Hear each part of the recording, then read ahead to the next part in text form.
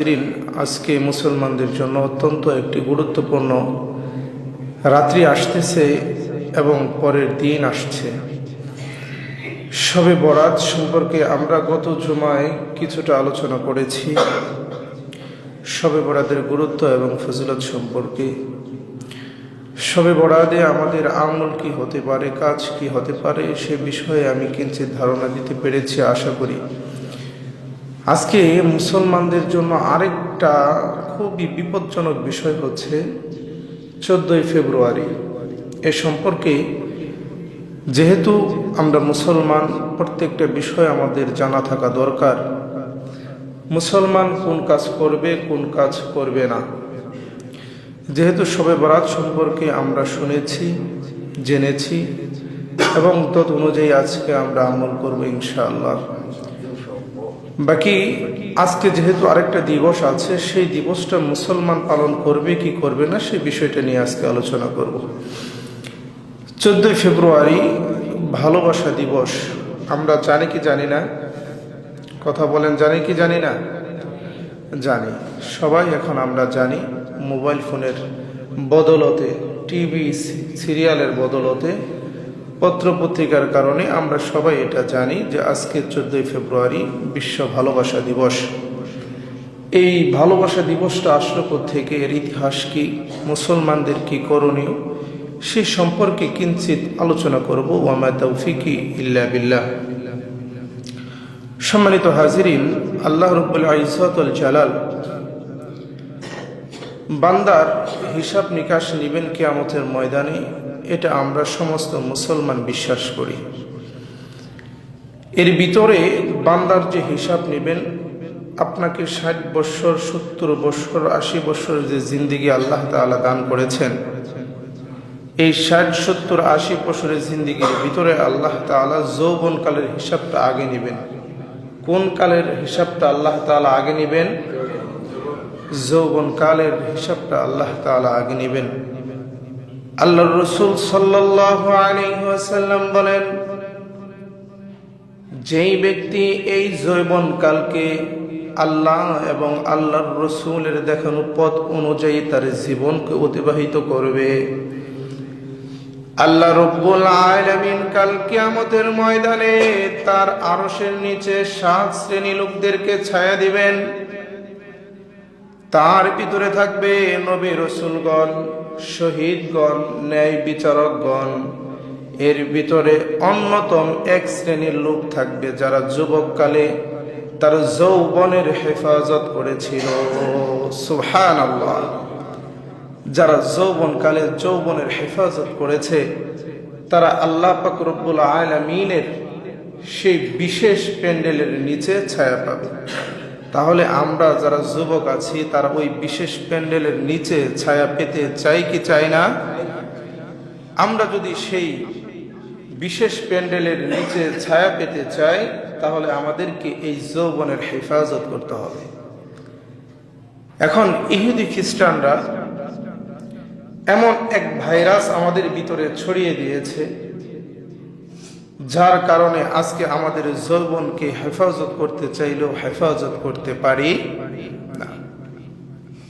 তার এমন ভাবে এই মেসেজটা আমাদের কান পর্যন্ত পৌঁছে দিয়েছে যে ছোট্ট বাচ্চা থেকে নিয়ে শুরু করে বৃদ্ধ পর্যন্ত এই বিষয় আমরা সবাই জানি। আজকে ভালোবাসা দিবস। শুধু আজকে যে ভালোবাসা দিবস তা নয়, এর আগেও কয়েকটা দিবস অতিক্রম হয়ে গেছে। Rose day, chocolate day, propose day, কত ডে যে আছে আল্লাহ তাআলাই ভালো জানেন এবং যুবকরাই ভালো জানেন। কিন্তু কোনো ডে ইসলাম সমর্থন করে? আওয়াজ দিয়ে বলেন, করে? এখন আসেন, এই বিশ্ব ভালোবাসা দিবস এটা আসলো থেকে, এর ইতিহাস কি আমরা একটু শুনি।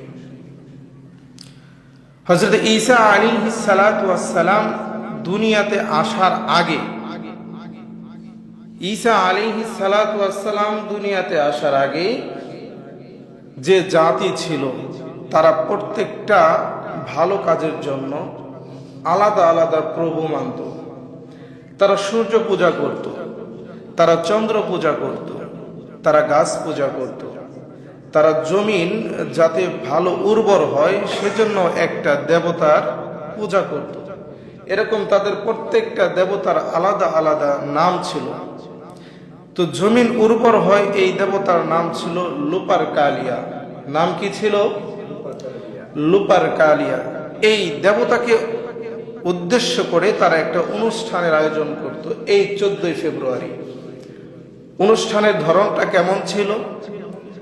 অনুষ্ঠানটার ধরন ছিল যে এই 14ই ফেব্রুয়ারিতে এলাকার বেছে বেছে কিছু সুন্দরী রমণীকে একত্রিত করা হতো এবং যুবকদেরকে একত্রিত করা হতো।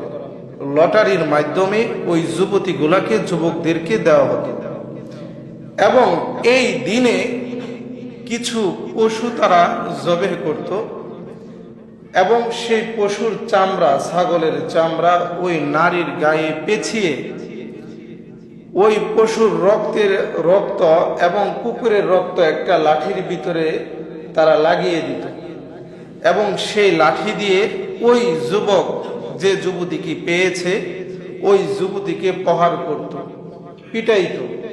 তাদের আকীদা কি ছিল? এই পিটানোর ধারায় সে সন্তান সম্ভব হওয়ার শক্তি লাভ করবে। নাউজুবিল্লাহ বলেন। তারা এরকম ভাবে প্রত্যেক বছর এই অনুষ্ঠানের আয়োজন করত এবং ওই যুবক ওই যুবতীকে 1 বছর বক্ষণ করত। আর এই দিবসটা পালিত হতো কোন দিনে? 14ই ফেব্রুয়ারি। হযরত ঈসা আলাইহিস সালাতু ওয়াস সালাম যখন দুনিয়াতে আগমন করলেন, দুনিয়াতে আসলেন, তখন দেখে যে এই 14ই ফেব্রুয়ারিতে এরকম কুসংস্কারের কাজ তারা করছে। তো ইসলাম, হযরত ঈসা আলাইহিস সালাতু ওয়াস সালাম যেহেতু আহলে কিতাব ছিলেন, খ্রিস্টান ছিলেন, তো তিনি চাইলেন যে এটাকে পরিবর্তন করা দরকার। কিন্তু হঠাৎ করেই যদি এটাকে নিষেধ করা হয়, মানুষ এটা মানতে পারবে? মদ খাওয়া এক সময় হালাল ছিল, কিন্তু এটা কি একেবারেই নিষেধ হয়েছে? ধাপে ধাপে নিষেধ হয়েছে। হযরত ঈসা আলাইহিস সালাতু ওয়াস সালাম এই সিস্টেমটাকে পরিবর্তন করলেন যে প্রত্যেক বছর এই দিনে অনুষ্ঠান হবে, কিন্তু অন্যভাবে। কিভাবে? যে প্রত্যেক বছর আমরা কিছু ধর্ম যাজককে একত্রিত করব এবং তাদেরকে লটারি দেওয়ার মাধ্যমে যুবকদেরকে তাদের কাছে সফর করে দিব। অর্থাৎ এতদিন একটা নারীকে লটারি দিয়ে যুবকের কাছে দেওয়া হতো, এখন তা হবে না, লটারির মাধ্যমে যুবকদেরকে ধর্ম যাজকের কাছে দেওয়া হবে। অর্থাৎ আমরা সহজ কথায় যদি বুঝি, আমরা যেরকম এখন আলেম, এরকম 10-15 জন আলেমকে একত্রিত করত এবং 10-15 জন যুবককে একত্রিত করত। ওই যুবকরা ওই আলেমের সান্নিধ্য অর্জন করত, অর্থাৎ তার কাছে থেকে হালাল হারাম শিখত, আল্লাহকে চিনত। এরকম ভাবে দিন তারা তাদের কাছে শিখত। এভাবে তার রীতিনীতিকে পরিবর্তন করলেন হযরত ঈসা আলাইহিস সালাতু ওয়াস সালাম।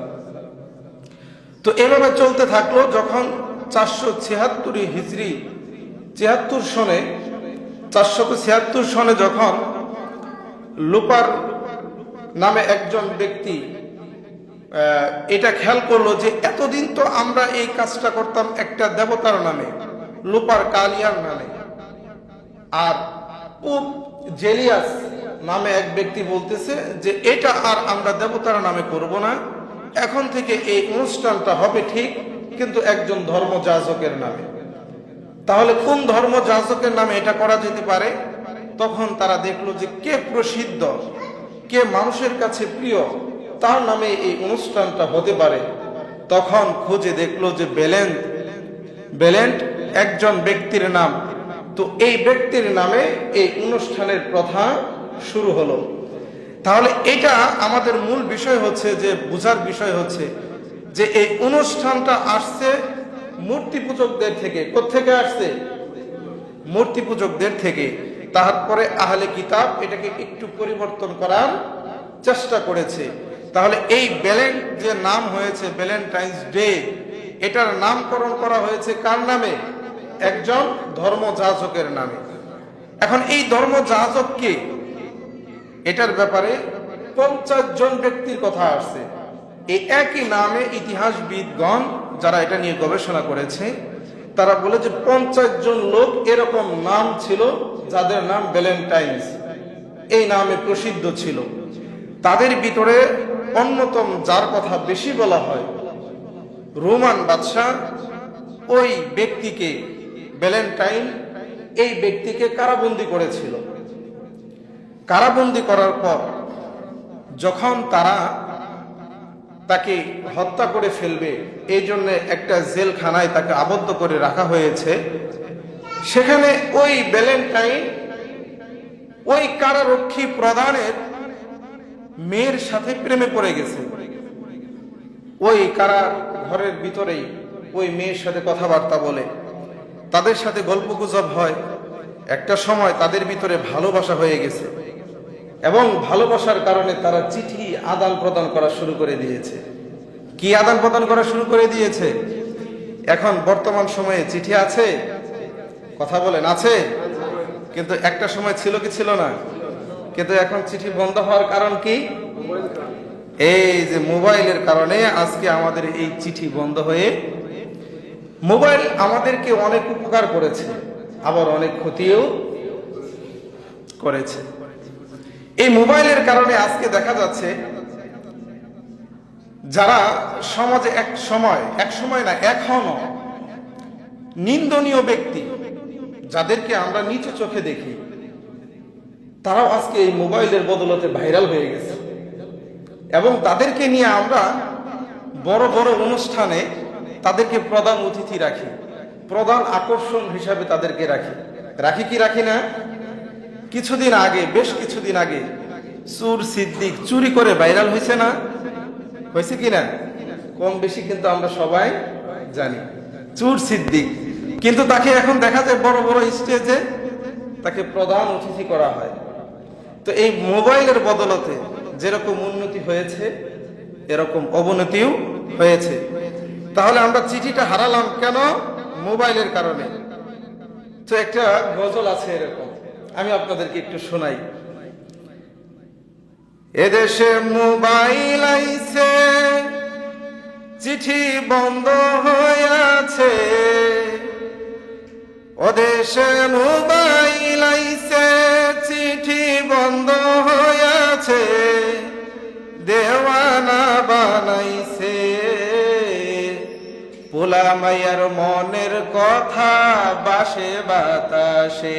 কথা বলেন ঠিক কিনা? পোলা মাইয়ার মনের কথা বাসে বাতাসে।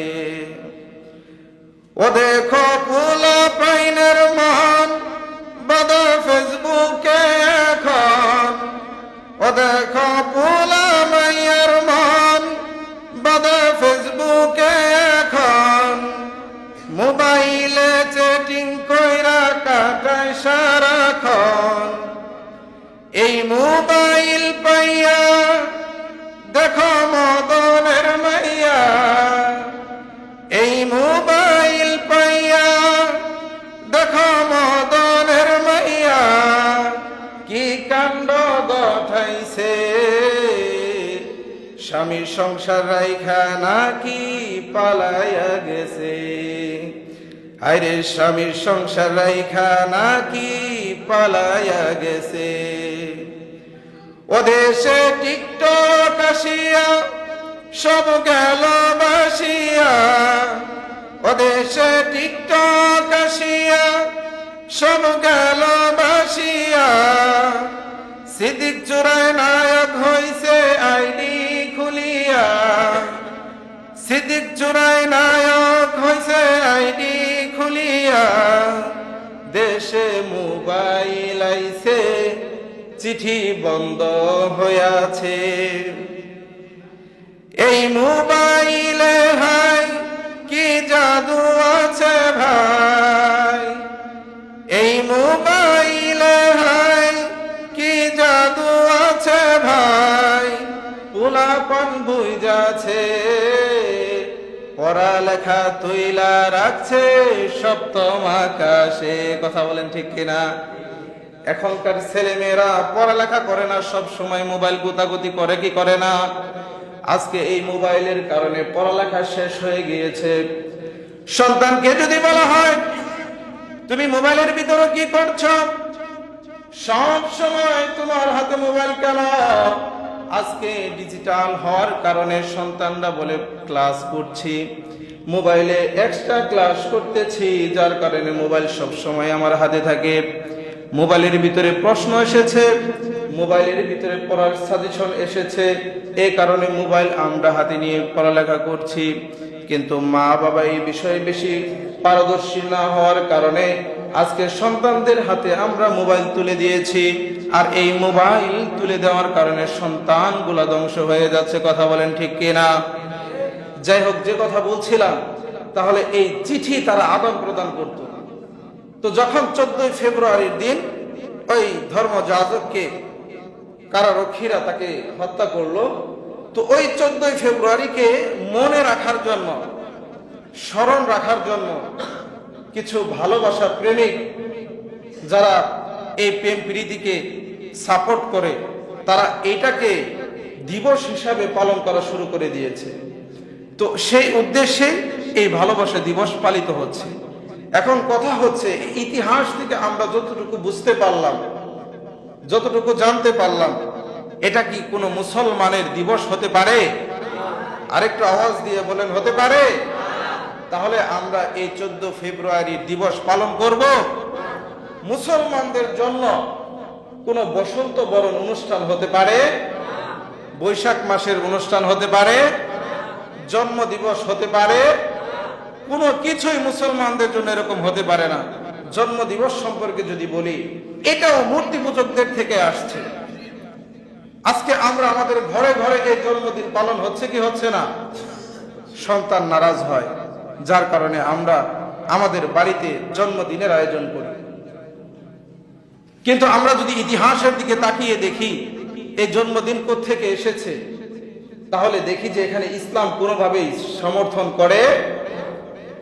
মূর্তি পূজকদের তাদের একটা আকীদা ছিল, যেই সন্তান জন্মগ্রহণ করে ওই সন্তানের যখন 1 বছর পূর্ণ হয়, 1 বছর পূর্ণ হওয়ার পরে ওই সন্তানের উপরে কিছু দুষ্ট শয়তান ভর করতে পারে, যাতে করে দুষ্ট শয়তান ওই সন্তানের উপর ভর করতে না পারে। এই কারণে আত্মীয় স্বজনদেরকে ডেকে ওই দিন বাড়িতে মানুষের একটা সমাগমের ব্যবস্থা করে। ওই দিন কেক কাটা হয়, ওই দিন ফটকা ফোটানো হয়, ওই দিন মোমবাতি প্রজ্বলন করা হয়, ওই দিন বাড়িতে অনুষ্ঠান করা হয়, যাতে করে শয়তান না আসতে পারে। মুসলমান ভাইরা, আমার কথাগুলো দিল দিয়ে বোঝার চেষ্টা করবেন। অন্যদিন যদি শয়তান বাড়িতে নাও আসে, কোরআন হাদিস থেকে আমরা কি বুঝতে পারি? যেই বাড়ির ভিতরে গান বাজনা হয়, গান বাজনা পছন্দ করে কে? আর একটু আওয়াজ দিয়ে বলেন, কে? আর এই গান বাজনাকে অপছন্দ করেন কে?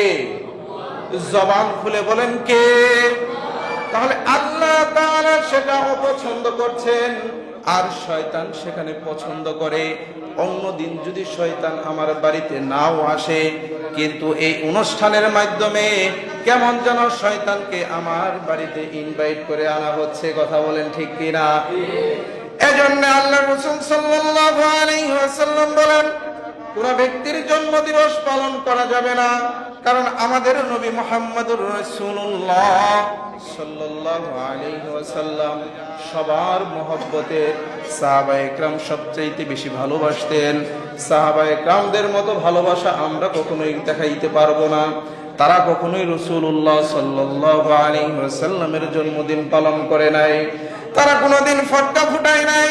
কারণ হাদিসের ভিতরে আসছে, রাসূলুল্লাহ সাল্লাল্লাহু আলাইহি ওয়াসাল্লাম বলেন, যেখানে ফটকা ফুটানো হয়, যেখানে বিকট আওয়াজ হয়, রহমতের ফেরেশতা সেখানে আসে না। কারণ যেখানে হঠাৎ আওয়াজ হয়, সেখান থেকে রহমতের ফেরেশতা দূরে চলে যায়। ও ভাইরা রে আমার, রাসূলুল্লাহ সাল্লাল্লাহু আলাইহি ওয়াসাল্লাম আমাদেরকে বলে গেলেন, যেখানে বিকট আওয়াজ হয় সেখানে রহমতের ফেরেশতা আসতে পারে না। তাহলে জন্মদিনের নামে আমরা যে অনুষ্ঠান আজকে বাড়ির ভিতরে করতেছি, অনেক জোরে সাউন্ড দিয়ে ডিজে গান বাজাচ্ছি, যেখানে আমাদের বাড়িতে হাসি ঠাট্টা হচ্ছে, পর্দা পশিদার কোনো বালাই নাই।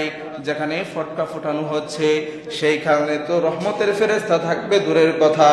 যে ভয়ে এই অনুষ্ঠান করছিল, যে ভয়ে তারা এই অনুষ্ঠানকে চালু করেছিল যে শয়তান আসবে, কেমন যেন আমরা এই দিন শয়তান না থাকলেও আমাদের বাড়িতে শয়তানকে ইনভাইট করছি। কথা বলেন ঠিক কিনা? তাহলে মুসলমান এই জন্মদিন পালন করতে পারে? আজকে থেকে আমরা ওয়াদা করব, কোনদিন আমরা জন্মদিন পালন করব পারবো তো ইনশাআল্লাহ। ছোট্ট ছোট্ট বাচ্চাদেরকে আমরা বুঝাবো, বাবা এই দিন অনুষ্ঠান করা যায় না। আপনার বাচ্চা কেক খেতে চাইছে, আপনি বাচ্চাকে কেক কিনে খাওয়ান। বন্ধু বান্ধবকে নিয়ে খেতে চাইছে, আপনি আগের দিন খাওয়ান, 2 দিন আগে খাওয়ান, 2 দিন পরে খাওয়ান, কোনো অসুবিধা। ছোট্ট বাচ্চা কি সেটা বুঝবে?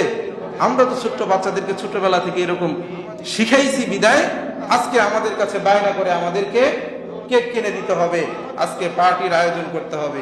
তাহলে যাই হোক, কোন দিবস ইসলাম সমর্থন করে, তাহলে এই ভালোবাসা দিবসও ইসলাম সমর্থন করে। তাহলে এই ভালোবাসা দিবস থেকে আমাদেরকে দূরে থাকতে হবে।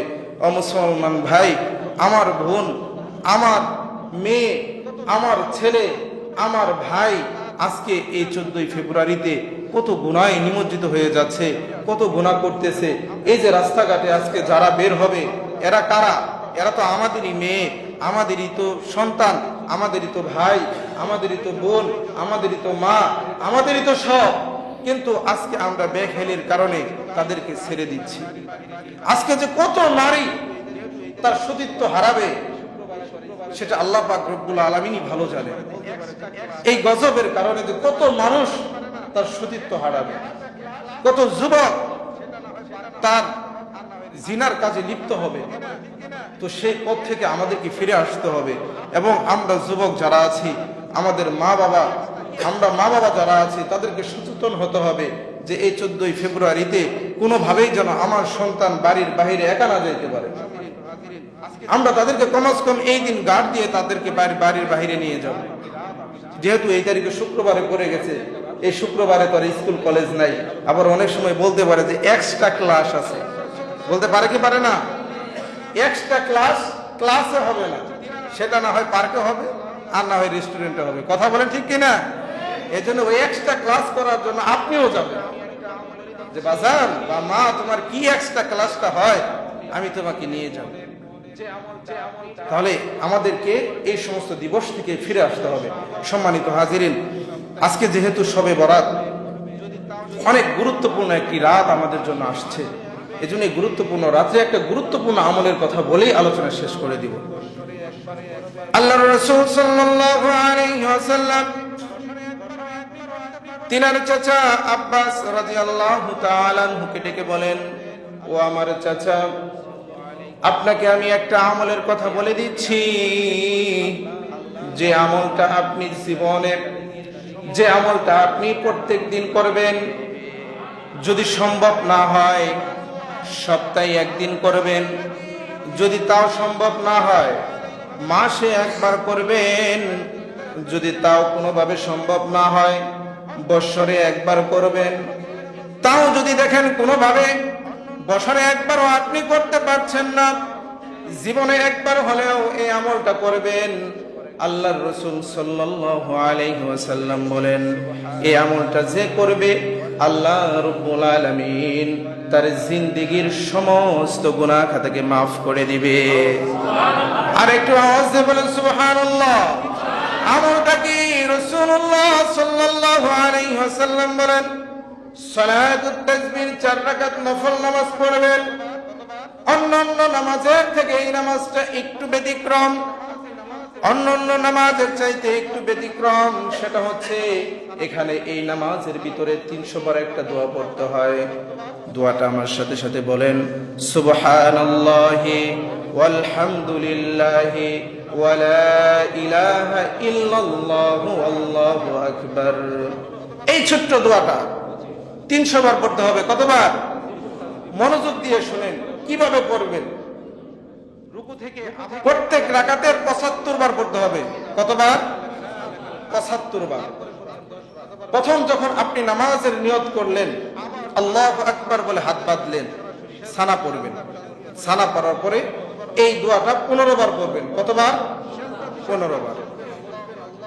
তারপরে আউযু বিল্লাহ বিসমিল্লাহ সহ সূরা ফাতিহা পড়বেন, আরেকটা সূরা পড়বেন, পড়ার পরে পড়বেন 10 বার। রুকুতে যাওয়ার আগে কয়বার? 10 বার। কতবার হলো? 25 বার। রুকুতে যাবেন, রুকুর তাসবিহ পড়বেন, পড়ার পরে পড়বেন 10 বার। রুকু থেকে আবার উঠবেন, সামি আল্লাহু লিমান হামিদা রব্বানা লাকাল হামদ, তারপরে পড়বেন 10 বার। কতবার হলো? 45। আবার যখন সেজদায় যাবেন সরাসরি সেজদার তাসবিহ পড়ে পড়বেন 10 বার। কতবার হলো? 55 বার। সেজদা থেকে উঠে বসবেন আল্লাহু আকবার বলে, তখন পড়বেন 10 বার। কতবার হলো? 65। আবার সেজদায় যাবেন, তখন পড়বেন তাসবিহ পড়ে, তারপরে পড়বেন 10 বার। কতবার হলো? 75 বার। তাহলে এক রাকাতে কতবার? 75 বার। দ্বিতীয় রাকাতে আবার দাঁড়িয়ে যাবেন আল্লাহু আকবার বলে, আল্লাহু আকবার বলে দাঁড়িয়ে গিয়ে ওই যে আগে যেরকম 15 বার প্রথম বলেছেন আবার করবেন 15 বার। দ্বিতীয় রাকাতে সানা আছে? নাই, তাহলে সানা পড়তে হবে না। তাহলে সরাসরি আপনি এই দোয়াটা পড়বেন, পরে বিসমিল্লাহ বলে আবার সূরা ফাতিহা যথাক্রমে যেভাবে বললাম এভাবে পড়বেন। এরকম ভাবে 4 রাকাত করে সালাম ফিরিয়ে দিবেন। তাহলে এই 4 রাকাত নামাজ পড়লে জিন্দেগীর সমস্ত গুনাহ খাতা মাফ করবেন একজন, তিনি কে? আরেকটু আওয়াজ দিয়ে বলেন, তিনি কে? এই আমলটা করা যাবে তো ইনশাআল্লাহ? আজকে যেহেতু খুবই গুরুত্বপূর্ণ একটা রাত্রি, এই রাত্রিটাকে আমরা কাজে লাগাবো। এই রাত্রিতে যা যা কিছু চাওয়ার আছে পাওয়ার আছে কার কাছ থেকে নিব? জবান খুলে বলেন, কার কাছ থেকে নিব? দুনিয়ার কেউ দেখ আর না দেখ, দিবেন একজন, তিনি কে? আল্লাহ। আমরা আল্লাহ তাআলার কাছ থেকে আমাদের যত চাওয়া পাওয়া আছে সবকিছু আল্লাহর কাছ থেকে নিয়ে নিব ইনশাআল্লাহ। আল্লাহ রব্বুল ইজ্জত ওয়াল জালাল আমাদেরকে এই শবে কদরের গুরুত্ব বুঝে আমল করার তৌফিক দান করে। সকলে বলে আমিন। ওয়া আখিরি দাওয়ানা আলহামদুলিল্লাহি রাব্বিল আলামিন।